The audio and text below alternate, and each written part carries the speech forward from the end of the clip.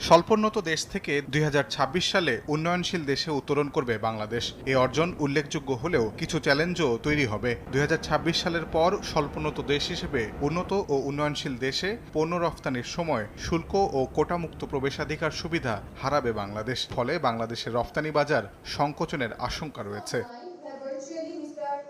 এসব চ্যালেঞ্জ মোকাবেলা করে এলডিসি উত্তরণের পর শুল্কমুক্ত সুবিধা বজায় রাখতে বিভিন্ন দেশের সঙ্গে এফটিএ বা মুক্ত বাণিজ্য চুক্তি করতে আগ্রহী বাংলাদেশ। তবে এই চুক্তি বাস্তবায়নের আগে বিভিন্ন পর্যায়ে দরকষাকষি হবে সংশ্লিষ্ট দেশগুলোর সঙ্গে। রোববার China Bangladesh free trade agreement a mutual beneficial and win win choice শীর্ষক সেমিনারের আয়োজন করে চীন দূতাবাস, যেখানে চীনা রাষ্ট্রদূত মন্তব্য করেন, মুক্ত বাণিজ্য চুক্তি বাংলাদেশের জন্য উল্লেখযোগ্য সুবিধা নিয়ে আসবে। শুল্ক হ্রাসের প্রভাব হিসেবে আমদানি মূল্য হ্রাস পাবে। এটি বাংলাদেশের মূল্যস্ফীতি হ্রাসে অবিলম্বে প্রভাব ফেলবে। এছাড়াও এফটিএ কেবল বাণিজ্যিক সুবিধা নয়, বরং রাজনৈতিক দূরদর্শিতাও বলে মনে করেন চীনা রাষ্ট্রদূত।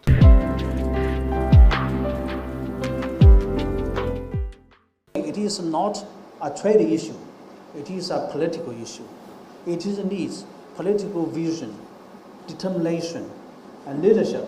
This will have an immediate effect on elevating inflation in Bangladesh.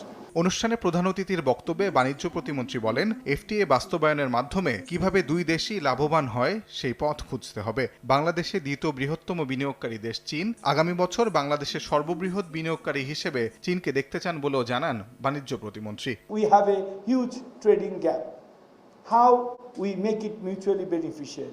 That's where we have to have more focus on. Next year, hopefully we will hear China is our largest investment partner with Bangladesh.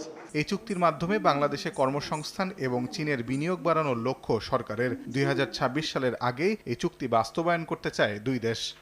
FTA can bring more employment in Bangladesh. Tajwar মাহমিদ, সময় সংবাদ, ঢাকা।